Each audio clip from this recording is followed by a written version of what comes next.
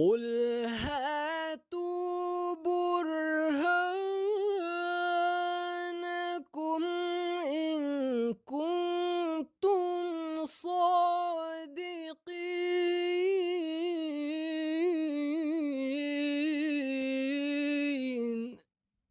اعوذ باللہ من الشیطان الرجیم، بسم اللہ الرحمن الرحیم۔ ناظرین کرام، السلام علیکم ورحمۃ اللہ وبرکاتہ۔ ناظرین، انبیاء کی تاریخ گواہ ہے کہ انہیں مخالفین کی جانب سے اعتراضات کا سامنا کرنا پڑتا ہے، اور اللہ تعالیٰ کی سنت یہ ہے کہ ہمیشہ اپنے انبیاء کو فتح دیتا ہے۔ حضرت مسیح موعود علیہ الصلوۃ والسلام کے ساتھ بھی یہی ہوا۔ آپ علیہ الصلوۃ والسلام فرماتے ہیں کہ خدا نے مجھے وعدہ دے رکھا ہے کہ تجھ سے ہر ایک مقابلہ کرنے والا مغلوب ہوگا۔ سیدنا حضرت اقدس مسیح موعود علیہ الصلوۃ والسلام کی کتب پر مخالفین کی جانب سے اٹھائے جانے والے اعتراضات کے جواب کا سلسلہ جاری ہے۔ اسٹوڈیو میں خاکسار عبدالمرابط کے ساتھ محترم مولانا ہادی علی چودھری صاحب شامل گفتگو ہیں، جو انشاءاللہ ان اعتراضات کے جواب دیں گے۔ ہادی صاحب، ہم غلام دستگیر قصوری صاحب جو معاند احمدیت تھے، جی، ان کی کتاب تحقیقات دستگیریہ پر بات کر رہے ہیں، جی، اور ان کے بعض جو اعتراضات تھے وہ ہم نے حل بھی کیے ہیں۔ جی، ایک الہام ہے حضرت مسیح موعود علیہ الصلوۃ والسلام کا، انت منی بمنزلۃ توحیدی و تفریدی۔ جی، اس کے بارے میں قصوری صاحب یہ لکھتے ہیں، ایک اور مولانا صاحب کا حوالہ دیتے ہوئے، کہ مولانا فیض الحسن سہارنپوری نے لکھا ہے کہ مؤلف براہین احمدیہ نے اس الہام میں دعویٰ کیا ہے کہ میرا منکر خدا کی توحید کا منکر ہے۔ جی، اس کے بارے میں کچھ ہمارے سامعین کے سامنے رکھیں۔ بسم اللہ الرحمن الرحیم، نحمدہ و نصلی علی رسولہ الکریم و علی عبدہ المسیح الموعود۔ قصوری صاحب نے حضرت مسیح موعود علیہ الصلوۃ والسلام کی تکذیب کے لیے اپنی اس کتاب میں، جس کا نام تحقیقات دستگیریہ ہے، بے شمار الہامات درج کیے ہیں، اور ان کی تکذیب کی ہے کہ یہ انہوں نے خدا کی طرف گویا منسوب کی ہیں باتیں، اور اصل میں الہام نہیں ہیں، تو اس میں یہ الہامات یا دعوے کیے ہیں۔ اب اس میں انہوں نے بجائے اس کے کہ خود اس پر اعتراض کرتے، مولانا فیض الحسن سہارنپوری کا سہارا لیا ہے۔ بات یہ ہے کہ وہ سہارنپوری صاحب نے یہ جو کہا کہ میرا منکر خدا کی توحید کا منکر ہے، کہ حضرت مسیح صلی اللہ علیہ وسلم نے اس میں یہ دعویٰ کیا ہے، بات تو یہی ہے جو اس الہام میں ہے۔ تو اس میں اعتراض کیا ہے؟ یہ خدا تعالیٰ کا قانون ہے کہ وہ جب بھی اپنا بندہ بھیجتا ہے دنیا کی ہدایت کے لیے، ان کے ایمان کی تجدید کے لیے، یا جس مقصد کے لیے بھی، نبی ہو، رسول ہو یا مجدد ہو، کوئی بھی ہو، تو اس کے ساتھ اس کا ایک الگ تعلق ہوتا ہے۔ اور ہم دیکھتے ہیں کہ ہمارے مذہبی لٹریچر میں اولیاء اللہ کے جو مقامات لکھے ہوئے ہیں، یا انہوں نے اپنے تجربات جو بیان کیے ہیں خدا تعالیٰ سے خلوت کے، وہ حیرت انگیز ہیں۔ تو پتہ چلتا ہے کہ خدا تعالیٰ جب اپنے بندے کو تھامتا ہے، اس سے تعلق قائم کرتا ہے، تو وہ ایک منفرد اور وحدت کا ہی تعلق ہوتا ہے۔ من تو شدم تو من شدی، من تن شدم تو جان شدی، تا کس نہ گوید بعد ازیں تو دیگر من دیگری۔ اس طرح ہی ہے نا، من دیگرم تو دیگری، اس طرح۔ تو یہ مطلب ہے کہ وہ ایک ہو جاتے ہیں، اور یہ محبت اور عشق کے تقاضے اسی طرح ہی ہوتے ہیں۔ تو جب اللہ تعالیٰ نے ایک الہام حضرت مسیح موعود علیہ الصلوۃ والسلام پر نازل فرمایا، آپ سے ہم کلام ہوا، آپ سے شرف مکالمہ مخاطبہ کا تعلق تھا، تو جو خدا تعالیٰ نے فرمایا وہ اصل ہے، اور اس کا ترجمہ اور اس کا مفہوم وہی جانتا ہے جس پر الہام نازل ہوا۔ اس کے متبادل، اس کے مقابل پر، اور اس کو رد کرنے کے لیے کوئی کچھ بھی ترجمہ کرے، وہ قابل قبول نہیں ہوتا۔ یہ مسلمہ قانون ہے۔ قرآن کریم جو اللہ تعالیٰ کی پاک وحی ہے، سارا کلام اللہ تعالیٰ کا ہے، تو اس کا ترجمہ وہی ہوگا اس کا جو رسول اللہ صلی اللہ علیہ وسلم نے کیا، اور جو خدا تعالیٰ نے فرمایا کہ لا یمسہ الا المطہرون، وہی کریں گے۔ تو حضرت مسیح موعود علیہ الصلوۃ والسلام کے الہام کا ترجمہ جو سہارنپوری صاحب نے ترجمہ تو نہیں کیا، اس میں سے دعویٰ نکال دیا کہ آپ نے یہ دعویٰ کیا ہے، بات تو یہ درست ہے، مگر جس طریقے سے کی جاتی ہے اس میں تکذیب شامل ہوتی ہے، اور تکذیب کا مطلب ہی یہ ہوتا ہے کہ جھوٹ ہے۔ جھوٹ ثابت کرنے کے لیے جھوٹ ہی گڑا جاتا ہے، کیونکہ قرآن کریم کا قانون ہے جعل حق و زہق الباطل، حق آتا ہے تو باطل بھاگتا ہے، یہ نہیں کہ باطل آیا اور حق بھاگ گیا۔ تو جھوٹ سے حق کا کلا کما نہیں ہو سکتا، حق سے جھوٹ کا ہی ہوتا ہے۔ تو یہ انہوں نے جو دعویٰ حضرت مسیح علیہ السلام کی طرف منسوب کیا ہے، حضرت مسیح علیہ السلام نے یہ دعویٰ نہیں کیا، اس لحاظ سے سہارنپوری صاحب نے تکذیب ہی کی ہے۔ حضرت مسیح علیہ السلام کا دعویٰ یہ نہیں تھا۔ آپ اس وقت نہ مسیح تھے نہ مہدی تھے، یعنی دعویٰ نہیں کیا تھا، نہ بیعت کا دعویٰ کیا تھا، تو کس طرح کہہ سکتے تھے میرا منکر ہے؟ وہ توحید کا بھی منکر ہے۔ تو یہ حضرت مسیح موعود علیہ السلام نے ترجمہ نہیں کیا۔ اس میں ایک چھوٹی سی وضاحت میں پہلے کر دیتا ہوں کہ یہاں جو شروع میں انت منی ہے، یہ عربی ایک طرز ہے کلام کی، اس کا اردو میں اگر ترجمہ کریں تو من کے معنی میں سے ہوتے ہیں، تو ترجمہ کر دے تو مجھ میں سے ہے، یہ ترجمہ نہیں ہے عربی کا۔ منی کا مطلب ہے تو میرا ہے، کیونکہ انتی نہیں کہا جا سکتا عربی قواعد کے مطابق، یا نسبتی جو ہوتی ہے اس سے پہلے من لگانا پڑتا ہے، اور یہ ہر زبان کا قاعدہ ہے، کچھ نہ کچھ اس میں یہ لگانے پڑتے ہیں اس طرح کے۔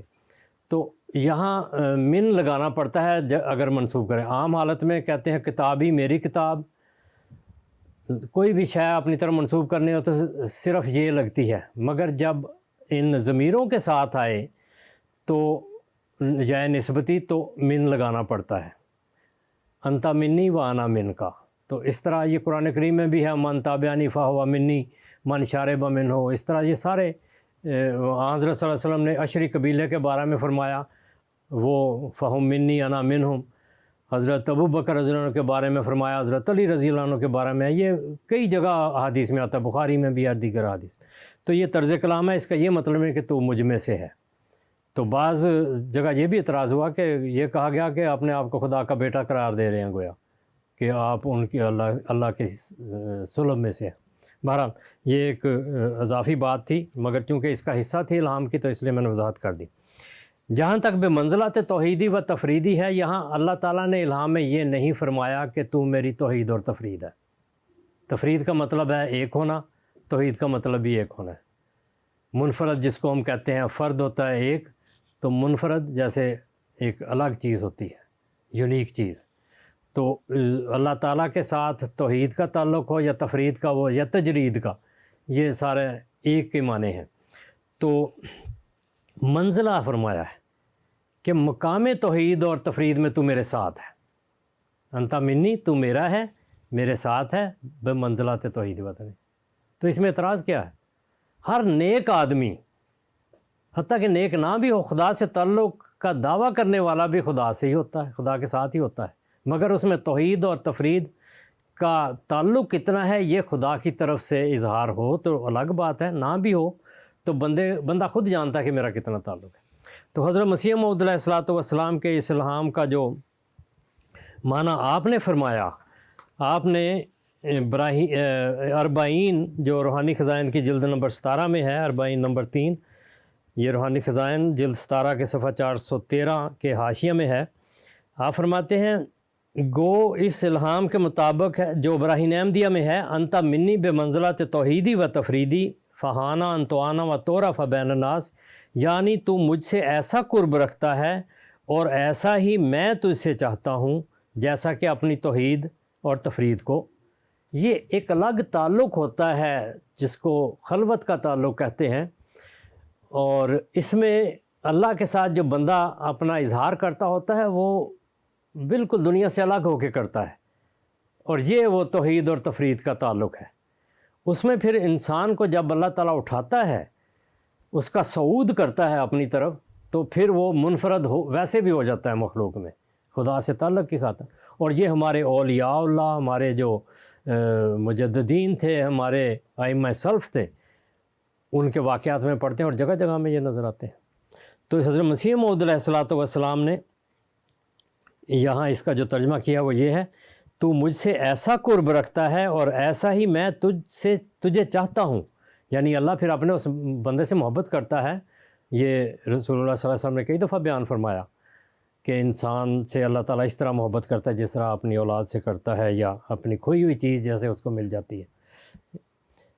تو ایسا چاہتا ہوں جیسا کہ اپنی توحید اور یعنی اللہ تعالیٰ اپنی توحید اور تفرید کے لیے غیرت رکھتا ہے، اس کی حفاظت کے لیے نبی بھیجتا ہے، پھر ان کی حفاظت فرماتا ہے تاکہ دنیا میں توحید قائم ہو اور انسان اس کے خدا کی طرف آ جائے، ایک خدا کو جانے. تو اس لحاظ سے جو بھی نبی آتا ہے خدا کی طرف سے مامور ہوتا ہے تو اس کا یہ کام ہے کہ وہ خدا تعالیٰ کی طرف لوگوں کو بلائے، اور وہ ہوتا وہ ہے جو خدا تعالیٰ سے ایک الگ تعلق رکھتا ہے اور اپنے اس تعلق میں وہ منفرد ہے. خدا تعالیٰ اس کائنات میں واحد ہے، احد ہے، اور زمین پر جس کو وہ بھیجتا ہے وہ احد ہوتا ہے. اس کی وحدانیت کا وہ ایک پرتو ہوتا ہے، کیونکہ اس دنیا میں وہ ہے جو خدا تعالیٰ کے لیے خدا کی طرف سے مامور کیا گیا ہے، وہ ایک ہی ہے. تو نبی جو ہے وہ اللہ تعالیٰ کی طرف سے مقام توحید پر ہوتا ہے. تو اس میں جو اللہ تعالیٰ نے پھر اس کا اظہار جو قرآن کریم میں فرمایا، اللہ فرماتا ہے فلا یظہر علی غیبہ احدا الا من ارتضی من رسول. سورہ جن کی آیت ہے، 2 آیات ہیں کہ اظہار علی الغیب یعنی غیب کا جو غلبہ جس کو دیا جاتا ہے اس میں وہ ایک شخص ہوتا ہے جو سب سے بڑھ کر ہوتا ہے، اپنے دور میں بھی اور ارد گرد میں بھی. تو اظہار علی الغیب جو ہے یہ رسول کو جب اللہ تعالیٰ جس سے راضی ہو، جس کے لیے پسند کرتا ہے، اس کو دوسروں پر غیب کے علم کے لحاظ سے غالب کرتا ہے. تو اس لیے وہ توحید کے مقام پر ہی ہوتا ہے، اس کے علاوہ اور کوئی مقام نظر نہیں آتا. تو چونکہ وہ خدا کا نمائندہ ہے زمین پر، اس لیے یہ وحدت ہے. اور کلمہ طیبہ، کلمہ شہادت بھی ہمیں یہی سکھاتا ہے. اس کو کلمہ توحید کہتے ہیں، حالانکہ وہاں رسول کریم صلی اللہ علیہ وسلم کا بھی ذکر ہے، اور وہ اسی وجہ سے کہ ہے کہ خدا کی توحید کے آپ سمبل تھے، اس کے علم تھے، اور اس کائنات میں زمین پر آپ تھے جو خدا تعالیٰ کی توحید کو سب سے زیادہ لے کر آئے، اور حضرت مسیح موعود علیہ الصلوۃ والسلام اس کے پرتو ہیں. تو یہ اللہ تعالیٰ کا کلام ہے، یہ کسی اور کا کلام نہیں ہے. اب یہ جو تعلق ہے توحید اور تفرید کا، یہ تذکرۃ الاولیاء میں حضرت بایزید بسطامی رحمۃ اللہ علیہ بہت بلند ان کا مقام ہے. کہتے ہیں کہ جس طرح فرشتوں میں جبریل علیہ السلام کا مقام ہے، اس طرح صوفیاء اور اولیاء میں حضرت بایزید بسطامی رحمۃ اللہ علیہ کا مقام ہے. تو آپ دیکھیں بالکل یہی ذکر فرماتے ہیں، اور یہ جو ترجمہ اب موجود ہے ہمارے پاس، اس میں وہ اصل تذکرۃ الاولیاء کے الفاظ شامل نہیں ہیں. اصل تذکرۃ الاولیاء فارسی میں ہے، اس کا ایک ترجمہ جو 1925 میں سید ضمیر جعفری صاحب نے کیا وہ اصل ترجمہ تھا. اس کے بعد اس میں تحریف کر دی ترجمے میں بھی، اور اصل تذکرۃ الاولیاء ہی بدل دیا ہے، بہت سارا بدل دیا، اور خاص طور پر جماعت احمدیہ جو حوالے استعمال کرتے ہیں ان کو ہٹا دیا گیا ہے. اس فارسی کا ترجمہ ایک ظہیر الاصفیاء کتاب بھی تھی، اس میں بھی کیا گیا، اس میں وہی لفظ تھے توحید اور تجرید کے. مگر یہ بھی جو موجود ہے اس میں سے میں آپ کو پڑھ کے سنا دیتا ہوں. وہ کیا فرماتے ہیں، تاج کرامت سر پر رکھ کر در توحید کھول دیا، یعنی اللہ تعالیٰ نے آپ کے سر پر تاج کرامت رکھا اور توحید کا دار پر کھول دیا. تو خدا کی توحید میں شامل ہوئے کہ نہیں ہوئے، اور فرمایا کہ اب تیری رضا ہماری رضا ہوگی، اور تیرا کلام کثافتوں سے پاک ہوگا، یعنی جس طرح اللہ کا کلام ہوتا ہے، اور تیرا ہمارے اوصاف سے وابستہ ہونے کا کسی کو علم بھی نہ ہو سکے گا. یعنی اس وحدت کے مقام پر ہے کہ اللہ تعالیٰ کے اوصاف اس میں آ جاتے ہیں، اور حضرت بایزید کا یہ مقام ہے. پھر آگے لکھا ہے کہ میرے قلب تاریک میں مسرتوں کا ایسا دریچہ کھولا گیا، اور لسان توحید عطا کر کے زبان بھی توحید کی دے دی، میرے قلب کو اپنے نور سے منور کر دیا، اور اپنی صنعتوں سے آنکھوں کو خیرہ بنا دیا، اور اب میں اسی کی اعانت سے بات کرتا اور چلتا پھرتا ہوں، اور اسی کے کرم سے وہ حیات ملی جس میں موت کا وجود ہی نہیں. پھر فرمایا گیا کہ مخلوق تیرے دیدار کی متمنی ہے. میں نے کہا میں تو تیرے سوا کسی کو بھی دیکھنا پسند نہیں کرتا، لیکن اگر تیری یہی خواہش ہے کہ مخلوق میرا نظارہ کرے تو پھر میں راضی برضا ہوں، لیکن پہلے مجھے وحدانیت سے آراستہ فرما دے. انت منی بے منزلات توحیدی و تفریدی. تا مخلوق میرے اندر تیری وحدت و حقیقت مشاہدہ کر سکے۔ تو یہ تو امت میں ہوتا آیا ہے، لیکن اگر اللہ تعالیٰ اپنے کلام میں حضرت مسیح موعود علیہ السلام سے یہ اظہار فرماتا ہے تو آپ کو اعتراض ہو جاتا ہے، آپ تکذیب کرنے کے لیے کھڑے ہو جاتے ہیں۔ ان فکروں پر کیوں نہیں کفر کے فتوے لگائے تو ہوں گے، کیونکہ ایسے لوگ تو ہر وقت ہی سچے لوگوں کے ارد گرد ہوتے ہیں۔ پھر آگے فرمایا، حضرت باجسید نے فرمایا کہ میں 30 سال تک وحدانیت کی فضا میں پرواز کرتا رہا، 30 سال، اور 30 سال فضائے الوہیت میں اڑتا رہا، یعنی خدا تعالیٰ کے ساتھ جذب ہو کر اڑتے رہے۔ پھر 30 سال تک فضائے یکتائیت میں پرواز کی، تفرید آ گیا کہ نہیں، یکتائیت ایک ہو جانا، خدا سے ایک ہو کر اس میں 30 سال گزارے ہیں، 90 سال پورے بنتے۔ اور جب 90 سال مکمل ہو گئے اس وقت میں نے باجزید کو دیکھا، یعنی خود کو دیکھا اور محسوس کیا کہ جو عالم نظروں سے گزرا ہے وہ باجزید ہی نے دیکھا ہے۔ پھر 4000 مراتب طے کرنے کے بعد کمال اولیاء کے درجہ تک پہنچا، اور جب خود کو نبوت کے ابتدائی میں درجہ دیکھا۔ تو یہ حضرت باجزید بستانی رحمۃ اللہ علیہ نے وہی بات کی ہے، اور یہ تذکرۃ الاولیاء کا جو ترجمہ ہے اس میں ہے بستانی رحمۃ اللہ علیہ کے معراج کی حقیقت، اس باب میں سے ہے، صفحہ 118 119۔ تو بات یہ ہے کہ یہ تکذیب تو جس بات پر جس نے تکذیب کرنی ہے اس نے کرنی ہے۔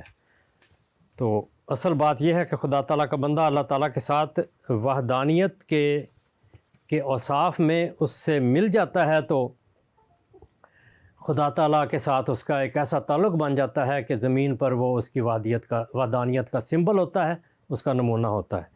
اور اس کا دوسرا مطلب یہی ہے کہ چونکہ توحید کو نافذ کرنے کے لیے اللہ تعالیٰ اسے بھیجتا ہے تو وہ اللہ تعالیٰ اس کے لیے غیرت رکھتا ہے، وہ ایک ہوتا ہے جس کے بارے میں فرماتا ہے کتب اللہ لاغلبن انا ورسلی، کہ میں بھی غالب ہوں اور میرا رسول بھی غالب رہے گا۔ اور پہلے دن سے جب اس پر اللہ تعالیٰ اپنا اس رنگ میں کلام نازل کرتا ہے اس کو غالب کرتا ہے، غالب رکھتا ہے، کوئی اس کا مقابلہ نہیں کر سکتا۔